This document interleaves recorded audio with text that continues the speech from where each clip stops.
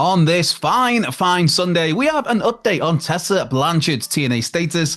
Nick Nemeth discusses his TNA contract status, more details on the WWE-TNA partnership, and Ricky Starks cuts a promo on his wrestling future after his House of Glory appearance. Hello, and welcome to WhatCulture Wrestling, the solo Sunday news. Myself, Andrew Pollard. I hope you're well, I hope you're good, I hope your weekend is going as well as possible. And if things aren't going so great, I really do hope they turn around ASAP for you. Right, let's get into wrestling news, and let's get into a bunch of TNA stuff. Hey, I will always shine a spotlight on TNA whenever I get a chance, and with tonight being TNA Genesis, there very much is just such a chance today. First up, there's some new details on Tessa Blanchard's TNA status. Now, of course, this is quite a topic in itself, isn't it? Tessa made her shocking return to TNA at Revolution back in December, returning to the promotion for the first time in nearly 5 years, attacking Jordynne Grace, a former TNA World Champion. The return of Tessa certainly got the wrestling world talking, should we say, for good or for bad. Now, her return reportedly was kept a secret from the vast majority of those in TNA, with this return having been said to be a decision from Anthem management up above rather than TNA management per se. Now, people in the company being kept in the dark on a major return, that is nothing particularly surprising these days. I mean, after all, that's a great way to stop those returns being leaked online. I mean, you look at the CM Punk return, you look at the Hardys when they returned to WWE back in the day at WrestleMania, what was it, 33? Was that? Either way, stuff where people are kept backstage, out of the way, nobody knows they're there, and then all of a sudden, boom, there they go, they're out and they're in the arena, they're doing whatever they're doing. So it is great to keep those surprises a secret and not let everybody know about it in the company. But the main reason that Tessa's return was kept secret seems to be more because of I guess fears of a backlash to Tessa being back in TNA from those in TNA. After all, Tessa Blanchard is someone who is quite the checkered past, shall we say, the storied history. You've got claims of racism and bullying following her across various promotions, including TNA. In fact, WWE's Chelsea Green, once again, just this last week, called Tessa a racist bully in a since-deleted X post. There was also the fact that Tessa, as the TNA World Champion, refused to cut promos for the company during the pandemic. Now, at that point in time, she was residing in Mexico and feared that making appearances for TNA, as in flying out, could cause problems with her getting back into Mexico. Again, this was during the pandemic, during the various lockdown procedures that are in place across different countries. So at that point in time, TNA seemingly was okay with that, but they wanted her to instead cut some promos and send them to the company so they can use them on TV, which she refused to do, didn't bother doing. Then Tessa refused to return the TNA, well, actually, technically the Impact World title at that time, when the promotion stripped off the belt and asked her to send it to them. So the point being, Tessa's return to TNA has been met by quite the mixed reaction from those in the company, with Jordynne Grace, who Tessa is facing tonight at Genesis, one who wasn't happy with the return, according to reports, but obviously Jordynne is a pro who is there to do her job regardless. You don't have to like somebody to work with them, and that seems to be the approach here from Jordynne Grace.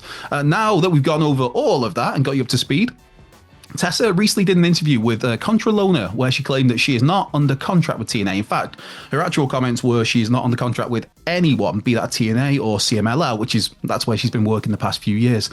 From Tessa, she was simply returning to TNA to face Jordynne Grace. No contract, no deal, no ties, no nothing. However, with an interesting update on this, Fightful Select reports from people in TNA that they dispute this talk and that Tessa is instead, totally signed to TNA. Adding how, as per various TNA sources, that Tessa would not be factored into plans, especially on a pay-per-view, if she wasn't signed with the company. Fightful does note how they've not heard any specifics, though, in terms of how long Tessa's contract is for, or why Tessa has publicly stated that, nope, definitely not signing a contract. But regardless, Tessa Blanchard is said to be signed up with TNA. Now, looking from the outside in here, just stepping back, you would expect Tessa Blanchard to get a big win over Jordynne Grace at Genesis tonight. I mean, the expectation is that Jordynne will be finishing up with TNA shortly, ahead of signing with WWE. And so with that, I mean, you look at it, you think that, yeah, Tessa gets the big win over Jordynne Grace.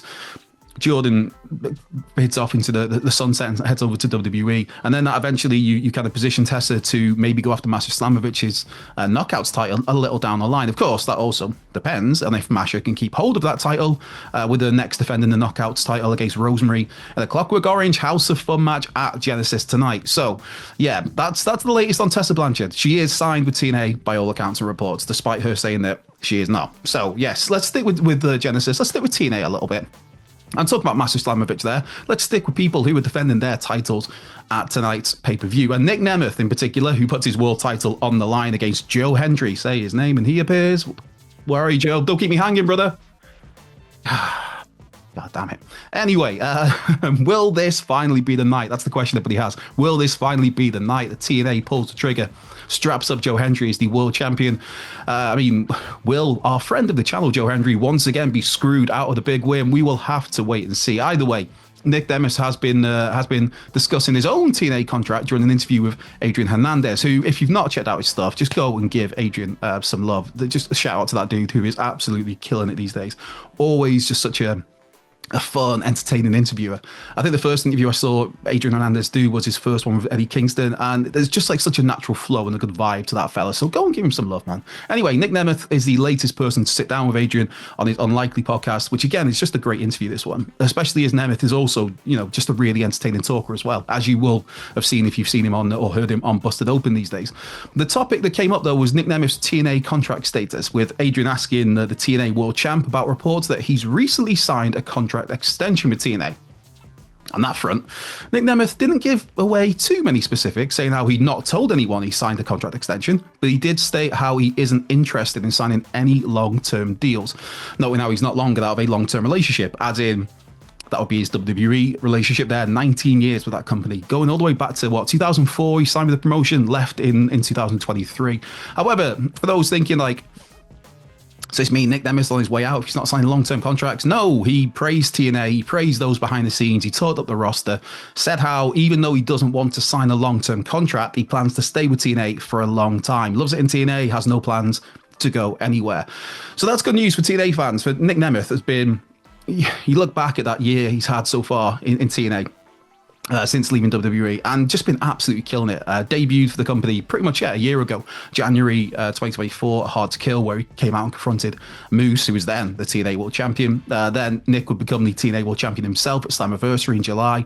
And since then, he's just put on such fantastic matches. You look at, for me, two that immediately jump out, a couple of phenomenal matches with Josh Alexander, the 30-minute time limit draw, then the 60-man Iron Man match. There was his match with Mustafa Ali, Eddie Edwards, the last time he faced Joe Hendry. That was a lot of fun. That would be the match with Frankie Kazarian as a special guest referee. And there's also been some really fun stuff for Nick Nemeth away from TNA.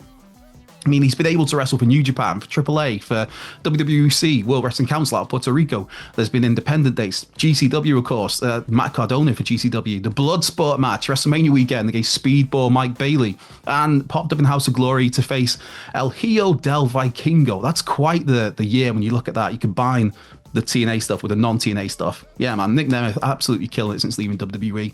And by the sounds of it, he intends to call TNA home for a long old time, even if he's not necessarily keen to sign a long-term contract with the company. Sticking with TNA for one last story, because, hey, again, I'll always take the chance to talk about TNA. And this time, Tommy Dreamer has now been discussing the new official partnership between TNA and WWE and NXT, of course. Now, Dreamer was speaking on Busted Open Radio, where obviously he's a regular contributor there. And he's talking specifically about how long this partnership has been in the works, how long plans have been in place to make this an official thing. Now, according to Dreamer, who these days works backstage for TNA, in addition to still being an in-ring talent, he says plans for this relationship date back a year or so, pinpointing Jordan Grace's appearance in last year's Royal Rumble. What was interesting here, though, is that Dreamer mentioned how both, it goes without saying that WWE and TNA are obviously separately owned companies, essentially playing down any fears that some might have of TNA essentially mirroring ECW, as in ECW was brought back under WWE control. And while there was plenty of potential there, there's plenty of promise when ECW first relaunched, but yeah. Oh boy, yeah, that version of ECW soon became, let's face it, pretty awful. There were the odd moments. There obviously were several breakout stars that ended up, that was where they kind of got their foot in WWE, CM Punk, Sheamus, Jack Swagger, John Morrison. But yeah, things just soured a lot there. Anyway, Dreamer reiterated how TNA is separate to WWE, also highlighted the success stories already achieved as part of this working relationship, mentioning again Jordan Grace, Joe Hendry, Zachary Wentz as all as examples of TNA talent who've had success in NXT or on the WWE, of course. Again, Jordan Grace was in the Rumble last year, since turned up in NXT a few times, and who knows? I'd imagine she's in this year's Rumble. But Tommy also talked up how he'd love to see an NXT World title match on a TNA pay-per-view, mentioning how now that this partnership is official, more things than ever are possible. So for those who may have missed it, it was Thursday. Was it Thursday? It was Thursday. There was an announcement of a multi-year partnership between WWE and TNA that will enable, as it put it in the press release, it will enable talent crossovers between TNA Impact, TNA pay-per-views, NXT, and potentially WWE main roster shows and premium live events. On that matter, let us know in the comments, which TNA names would you like to see pop up in NXT, or on the main roster even? Which WWE and NXT stars would you like to see work a match or two in TNA? Could we get Nick Nemeth in the Royal Rumble? Could Masha Slamovich defend her TNA Knockouts title in NXT? Of course, Masha appeared in the crowd recently there. Could AJ Styles finally get to return to TNA for a short run? Let us know what possibilities get you excited on this topic. Right, let's get things wrapped up. And it's another one of my favorite topics to talk about, and that would be our friend of the channel, and obviously my close personal friend, absolute Ricky Starks. Of course, the future of Ricky Starks has been a heavy topic of discussion, shall we say, in recent months. So let's face it, for nearly a year now, that's been a topic of discussion. Starks, of course, having been absent from AEW since March of last year, 2024, wrestled only 5 matches for AEW in 2024, despite being fit, healthy, and eager to work. Now, many presume that the Stroke Daddy is heading to WWE as and when his AEW contract is up, with that contract having reportedly been extended by Tony Khan despite zero plans to use a ridiculously talented fella like Ricky Starks on TV. Yeah, it's petty. it's petty. It's ridiculous. It's unfortunately it's Tony Khan. I mean, we've seen. I'm not. That's a whole topic I'm going to stay away from because the comments will just go crazy. Anyway, Ricky Starks did work 2 matches after that March 2024 last match for AEW. There was a match with BTW, there was a match with Glory Pro towards the end of last year. But this Friday night just gone, saw the former AEW Tag Team Champion make his long-awaited House of Glory debut. There, Ricky went up against the HOG World Champion Mike Santana in the main event of Hogg's Watch the Throne show that was in front of a loud and rabid Chicago crowd. Again, talk about Nick Nemeth. Mike Santana is someone who's just been absolutely killing it across this last year, putting on so many banger matches as the HOG World Champ. And this time out, it was Ricky Starks who got a shot at that company's top prize. The match itself was great. I had a lot of fun with it. I'd urge anybody to go out of their way to check it out on Triller TV. And it also came straight after as well. A fantastic Matt Cardona versus Mustafa Ali match, with Ali being a last-minute replacement for Zilla Fatu, who we're told was ill and under the weather. So, best wishes to Zilla. Anyway, that main event, it would break down after interference from Charles Mason and the Cold-Blooded Killers, with Mike Santana technically getting the DQ win. Now, eventually, Starks and Santana would kind of regroup, take control of the heels, send them packing, and then Santana cut a standard show closing promo, praising the Chicago crowd, putting over the HOG product, which is a great product. Go and check it out. It's a lot of fun with House of Glory. And then turned his attention to Ricky Starks. Now you could see that Santana didn't want to say too much, but he put over how whatever is next for Ricky, he will absolutely kill it, and that he's a genuine superstar. I think that's words we can all agree on. The two shared a hug and some words before Santana then left the mic for Ricky Starks. Now, after previous reports of pushback from some in AEW about other times Ricky has made certain public comments, such as when he sat down with ourselves at WhatCulture Wrestling back in May, or more recently with Chris Van Vliet in another excellent interview, Starks didn't say too much here, but he did first say how he seems to get in trouble every time he's around a microphone, which got a chuckle from me.